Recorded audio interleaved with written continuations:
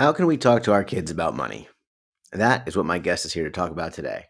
Plus, how can we overcome some of our negative feelings about money?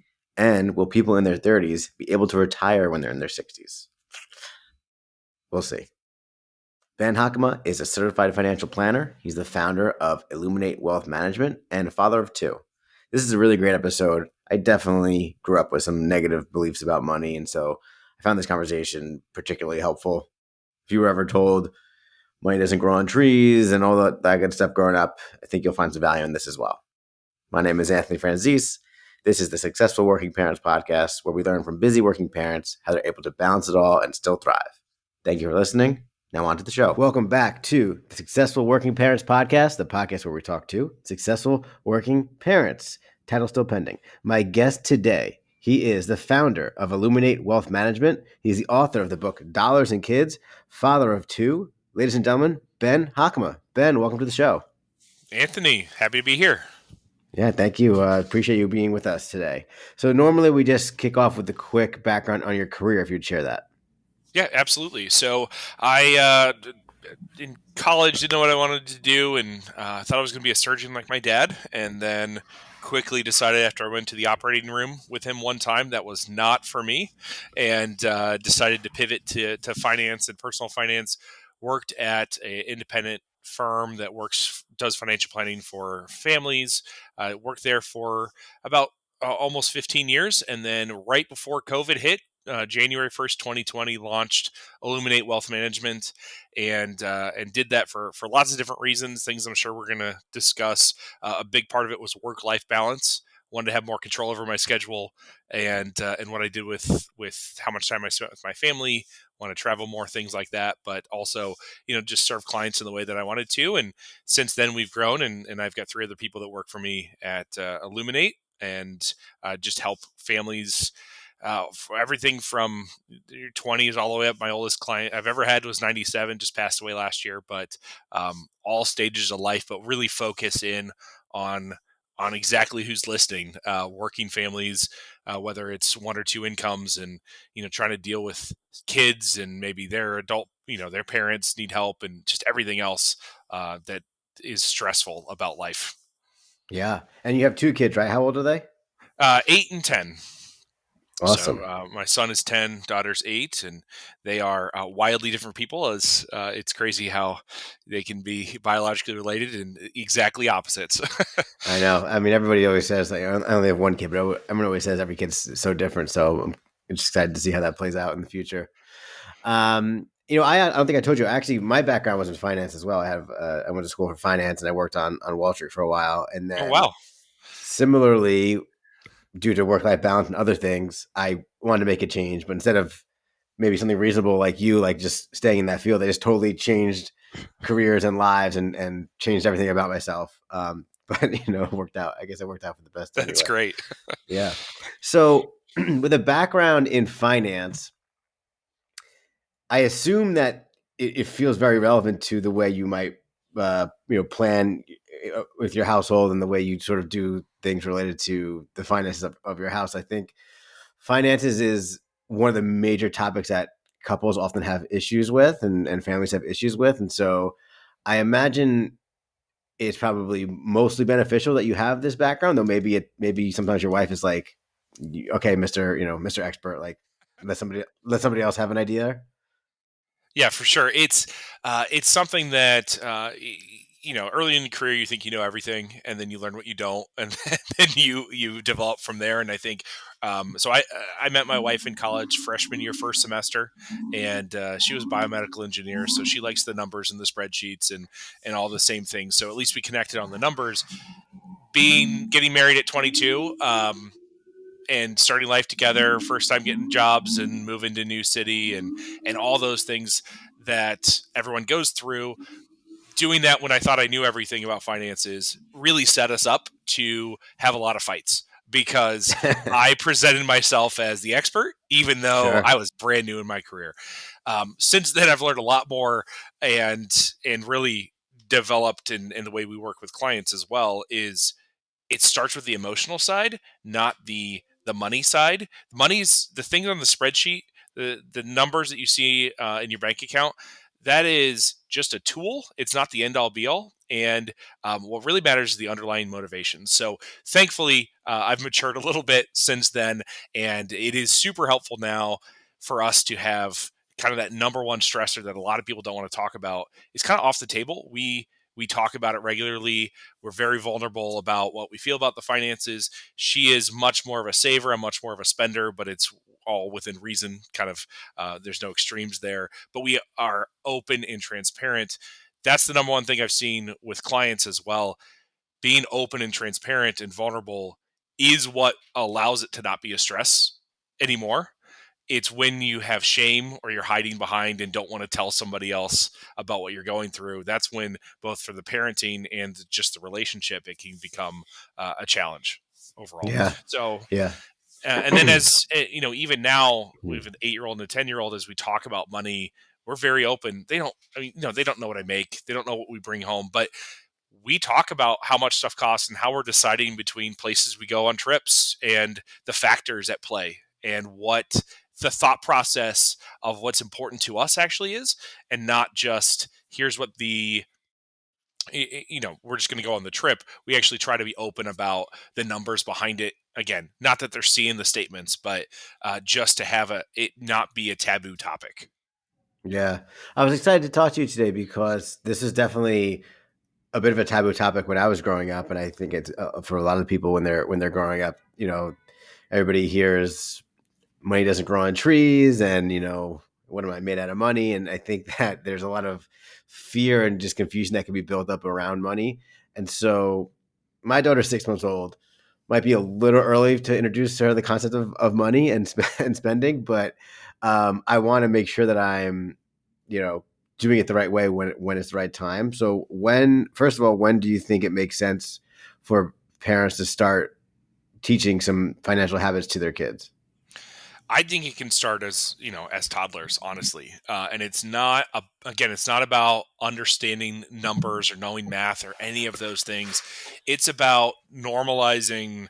You go to the grocery store and you're deciding between two different products that are very similar. You want to buy this or this, and you just verbalize, "This is why I'm deciding to buy this one. I'm willing," and so whether your values are, "I'm willing to pay more for more value," or the value is, I want to just save money. I want it to be cheap. Either way, having that conversation, if you're in the grocery store with a toddler, that at least starts making it an okay topic, and you're not hiding behind everything. Then you get elementary school age, and it's things like allowance and understanding scarcity, that you can't just go buy everything. Money doesn't grow on trees, but let's go a little bit more. Let's not just stop there, right? And say, here's the choices. Understanding where money comes from. I think that can all be relevant for elementary. And then you build from there. And obviously, middle school and high school, and even as kids are starting college and getting their first jobs and getting out in the world, there's different levels. But honestly, I think it goes all the way back to when they're with you at the store, no matter the age. Mm. Okay, I'll keep that in mind next time I'm at the grocery store. Then Maybe not 6 months old, but you're you can't. I guess it can't hurt, right?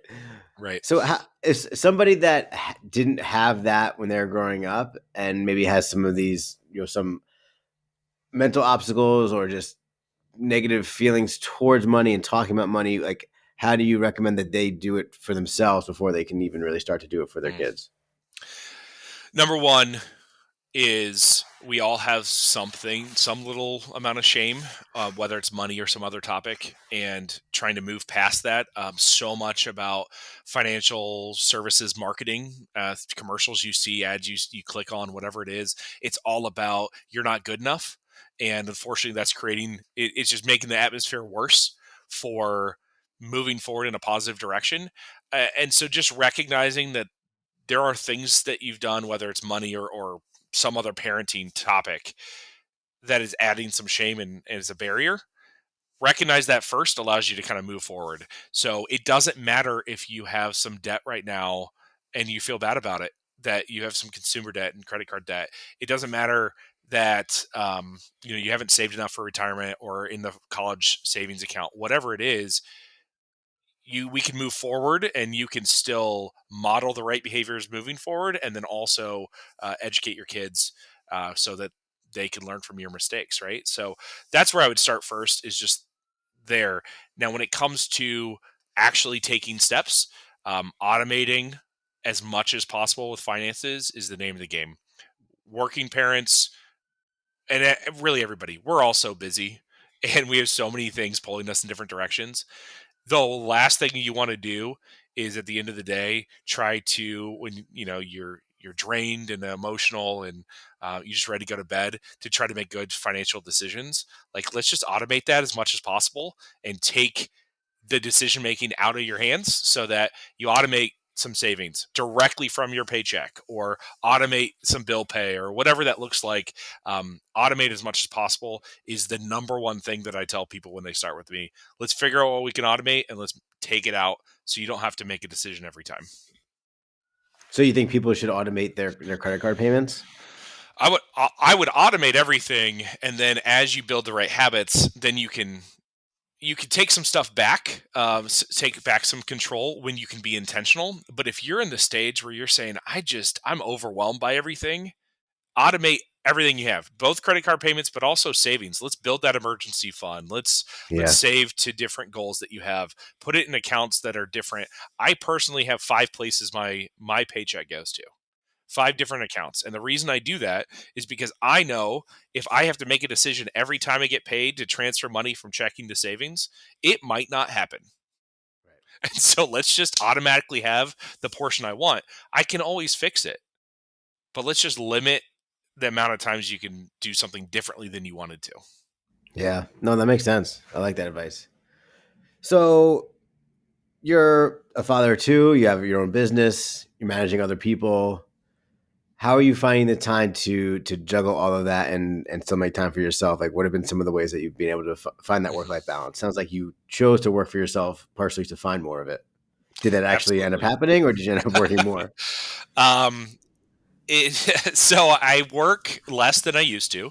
Work less now that I work for myself than I did before. The difference is the biggest mistake that I've made, especially early on, was not building enough boundaries for my mind. So I would not be working. I would not have the computer out. I wouldn't be running some numbers or doing just answering emails, but I would still be thinking about the business nonstop, and building in the buffers that, what, I'm I'm turning off the email on my phone. So I'm not looking at it. I make sure I set out of office replies. I tell clients, you're not going to hear from me on the weekend because I'm not going to check my email on the weekend.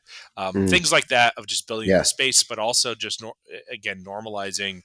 We're going to take a lot of time off for trips.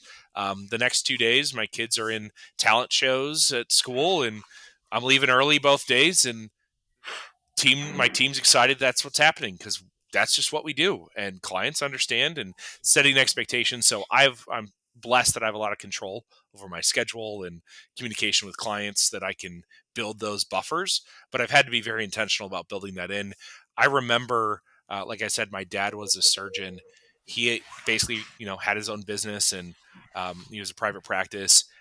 But I remember this to this day, when I started playing t-ball, he stopped going into work on Saturdays. And he just said, I'm not going to take patients on Saturdays. And he could afford that. He's blessed to be able to do that. But he said, I want to be at your games. I'm going to make sure I do that. And so I've carried that forward. I'm going to, my kids' games, trying to volunteer to be a coach, have that responsibility, again, just to try to build the structure and build the boundaries. Because I know if I don't build any boundaries myself, I'm just going to be thinking about work all the time, because I love what I do, and Yeah. just being intentional up front. How about those early days as a provider, like the risk that you're taking, leaving the steady paycheck into trying to make it on your own? Talk me through like the mindset that you needed to make that jump and maybe some practical steps that you took. That's a great question. No one's asked me that way. I'll be honest. I really think I'm an entrepreneur at heart, and I felt it was less risky to be my own boss than to work for somebody else. And so, even though I was a minority partner, and so it felt less risky. Now, if you ask my wife, she is the opposite of me in most ways, and so that was very risky. But she supported us. It supported me in doing that, knowing that I would be a lot happier and honestly a better husband and father if I could make it work. The number one thing I went through on my own, I like spreadsheets. Went through my own was, okay, how long is my runway? How long can I Hmm. try this out? And then what's the backup plan? So I went into it knowing, if this doesn't work out, what are the triggers that are going to say, this isn't doing working the way I want, and then what am I going to do instead?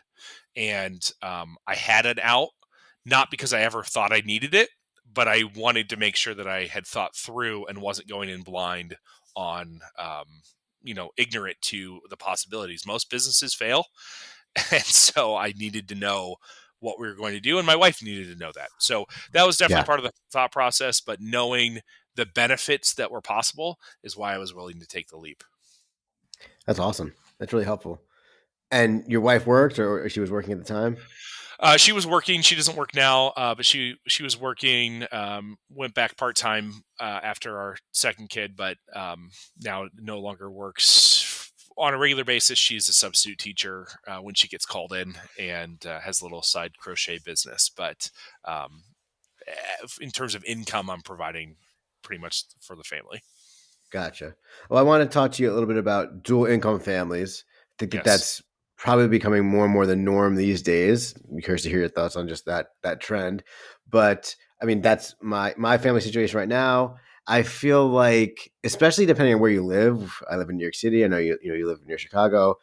Um, it feels like it's a requirement. It's hard to imagine how people were like taking care of, people used to have 5 kids and a house and all sorts of stuff and cars and still just be on like one, regular old income. Not even they weren't even like some fancy banker. And it's hard to imagine that being the case these days. Me and my wife are both pretty successful, and it's still, we're not exactly diving into the Scrooge McDuck coin vault.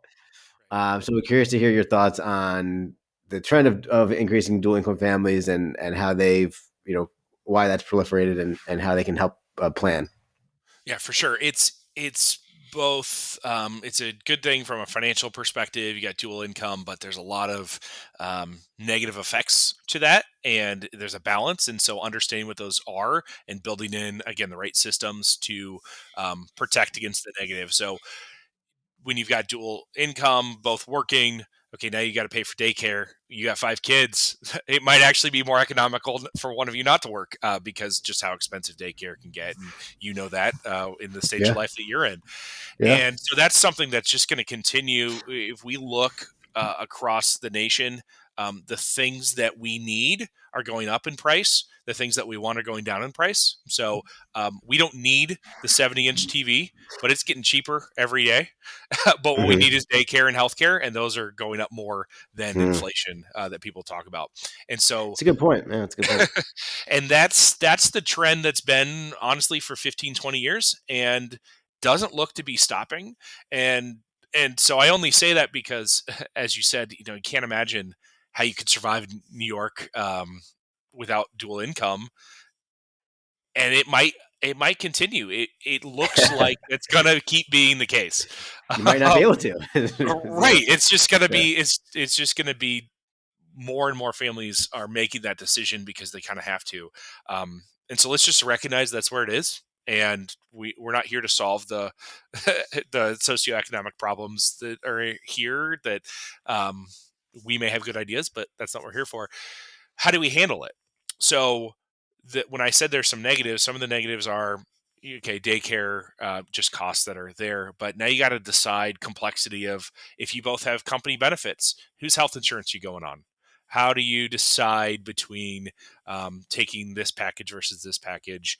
If you have those options, um, what are you going to do about things like food, and now maybe got to pay someone to help clean the house, and there's just a lot of other expenses that go in when you're both working.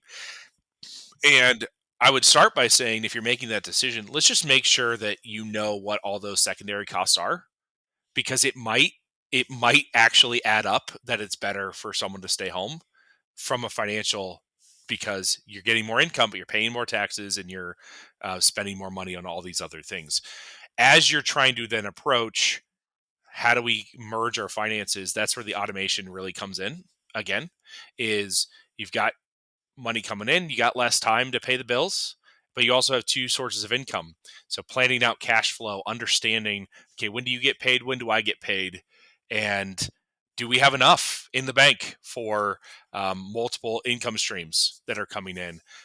How do we balance all those? There's a lot of intentionality that needs to happen. And unfortunately, a lot of people get busier and busier and busier. And once you don't take the steps to set things up in the first part, it gets harder. And so the sooner that you can get on the same page with your spouse, um, the better that you're going to be 5 years from now, because you're going to be moving together towards the same goals rather than just kind of each in your own silo doing your own thing.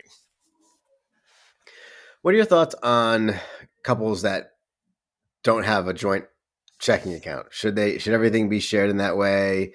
Do you see one being more successful than the other as far as strategies? Curious to hear your thoughts on that. uh, I have a limited I admit I have a limited sample size. I've worked with a lot of families, but it's still a smaller number. The couples that have at least the majority of their finances in joint accounts tend to have better communication on their finances, and therefore money is less of a stressor. So that doesn't necessarily mean that that's the only way to do it, but I have found that if a large portion of the household finances are shared in a joint type of an account, that's better for communication, and therefore you'll have better outcomes.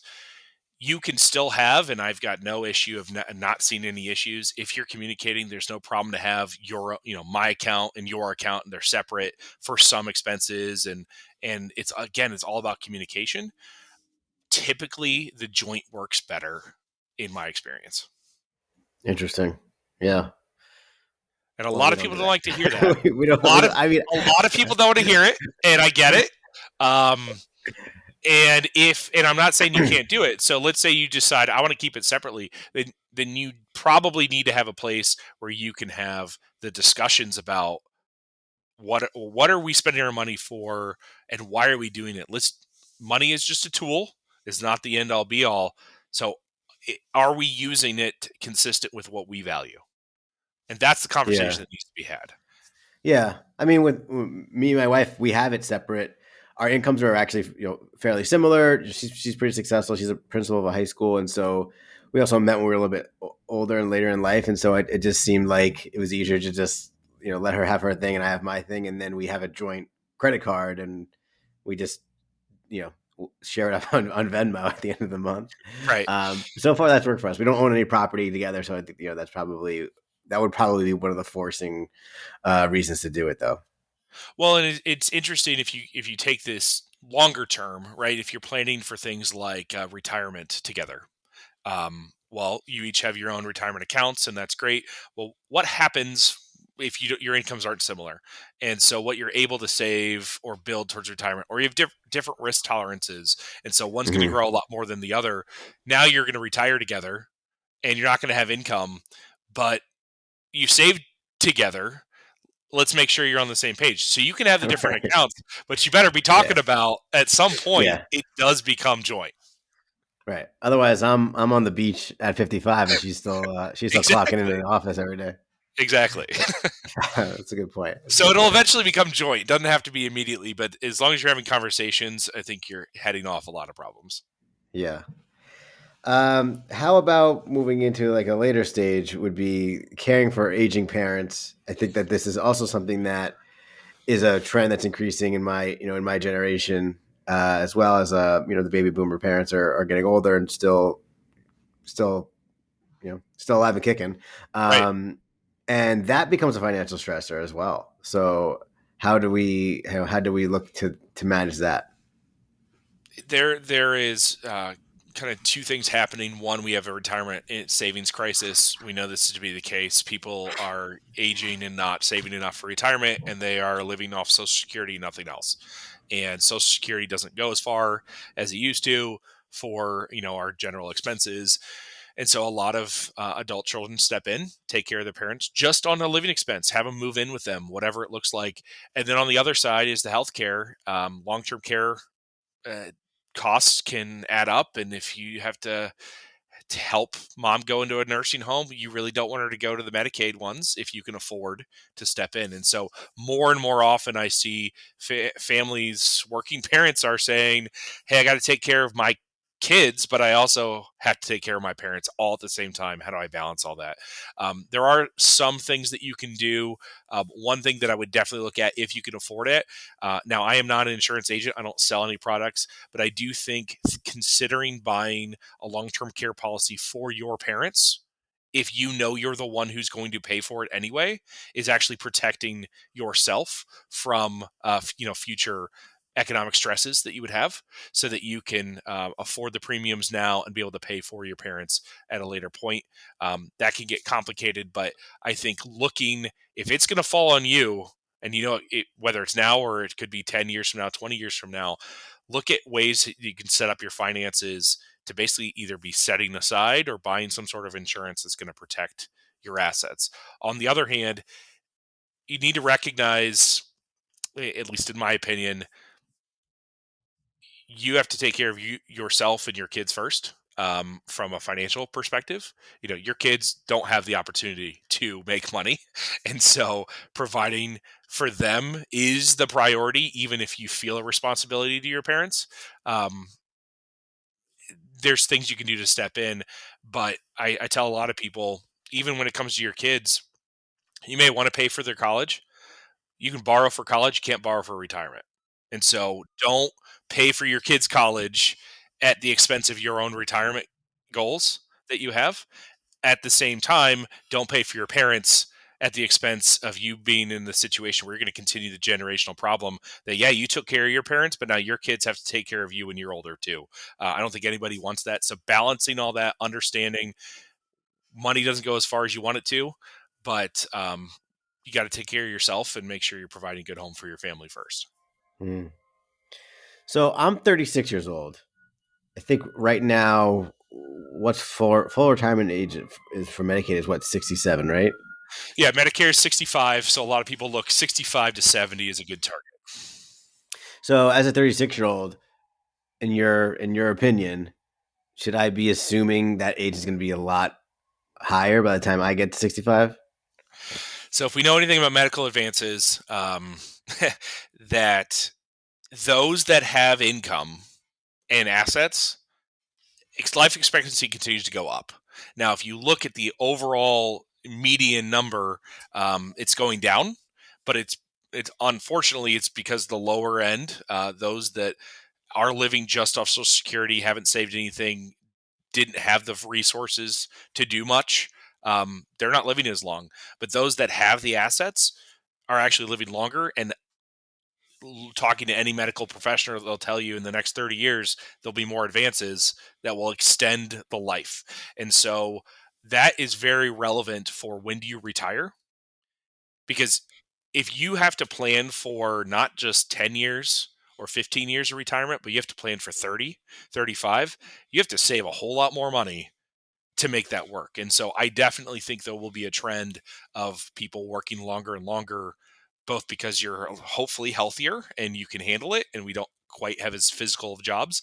But at the same time, you have to have the money last a lot longer. When Social Security was put in place, I think I saw somewhere the average length of time you're on Social Security was like 5 years. Now, if you lived Yeah, to it's like 95, 30. I mean, you could be on 30 years. So, Yeah. uh, 30, 35 years, that's part of why you've got a funding problem. But um, we have a retirement savings crisis, but we also we're living longer if you have the money. And so, also as a retirement savings, you got to save even more. Plus, who knows what the cost of eggs will be by the time I'm retiring? That's a true statement, right? Could be a couple $100 per egg. Absolutely. All right, we're going to move into the final segment called Ben's Advice Corner. So I'm going to ask you for some advice on a few topics. You ready? Great. Let's do it. Okay, so first question. What advice would you give to a parent who wants to start talking to their kids about finances but doesn't know how to start? My first advice would be ask them what they think about money. Most people, kids and adults alike, fall in one of three categories. You think of money, having wealth is about having security, or you are. A lot of people are in the opportunity, gives me opportunity to buy things, to do things, to enjoy things, whatever it is. A lot of people take that into savers and spenders. But it's a little bit deeper than that. The third one is vulnerability. Some people don't want to have money because they don't want to be a target for phishing scams and things. So if you just ask your kids, hey, when you think about money, why do you want money? Right? So one of them probably. I have two kids. One of mine is all about want to have money in the bank, want to have security. The other one is about, hey, if I've got money, it's burning a hole in my pocket and I want to spend it. Well, we have conversations about that, just about how they feel about money. That's how I would start to Hmm. begin with. What advice do you have for somebody who's about to become a parent but still has a career they want to focus on?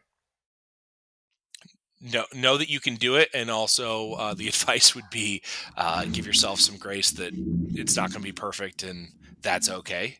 Uh, you're going to have work-life balance issues at some time. You're going to go too far one way or the other, and we've all gone through it. What advice would you have for somebody who is working a full time job and wants to maybe step into the entrepreneurial side of things? Biggest advice would be build out a business plan. Where are you going to get clients, or whatever the business is? How are you going to make sales? Um, how long can your runway last? Make sure you've got enough saved. Assume it's going to take twice as long to earn the money you think it's going to take. That's advice I got before I launched, and that's Hmm. pretty much spot on. And so it takes a long time, and most businesses fail, but that doesn't mean you shouldn't do it. Just make sure you've got enough of a backup plan and understanding of how much wiggle room you have. Mm. What is the best advice you ever received? Ooh, ever? Ever, um, ever, about anything. about anything. Well, my first thought jumped to actually something my dad said to me when I was thinking about leaving and starting my own company. And he said, "Don't do anything for the money." And it's really interesting that he said it because I'm in personal finance and help people with money all the time, but it's very relevant. Why did I want to do it? It wasn't because I want to make more money or anything like that. I wanted to start my own business because of the work life balance and the opportunity to build something and serve clients in the way that I want to serve them. And if I had done things just because of the money, I wouldn't be where I am today. And so Mm. that has been maybe the most impactful thing in my life. Of yes, money matters, but that's not the end all be all. What advice would you give to your former self? um, be patient. So I have high urgency and want everything today. And Yeah, I think there's a lot of millennials who feel that same way. And sure. so just uh, hopefully we have a long life ahead of us, and just be a little bit patient. Enjoy the ride. Yeah, it's a good one. All right, last question. By the time this episode comes out, I think my daughter will probably be like 7 or 8 months old. So, what advice do you have for me as the father of a 7 month old daughter? um, I mean, take a lot of pictures and videos. Honestly, it's fun to see. Um, like I said, kids are 8 and 10. Like, we still get on our phones to remember when things Hmm. pop up, and we watch together as a family to see our kids when they were one, and just remembering those things. You're not going to remember as much as you think you will, but just to be able to look back, I think is awesome. Yeah, the taking a video part has been a big piece of advice people have been giving a lot, and it's been great because it's true. Like you don't really get to capture the essence in just the picture. So having the videos has been nice, even like 3 months later. Yeah, for sure. All right, Ben. Well, this has been a great conversation. Where can people go to learn more about you and connect with you, and anything that you'd like to share or promote? Absolutely. So I would go, if you want to download our ebook, dollarsandkids.com, just spell it all out. That will take you, it's free. You can just see, we've got some tips for different ages. When you can talk to kids about money, I think that's a really good resource for all parents. And I even talk in there about what I do, and the rest of my team is in there as well, what we do as parents for our kids. And then you can find us illuminatewm.com, and they've got a lot of resources there, free blogs, stuff like that. All right. I'll be sure to link to that in the show notes. Ben Hockema, ladies and gentlemen. Ben, thank you very much. Thank you. This has been fun.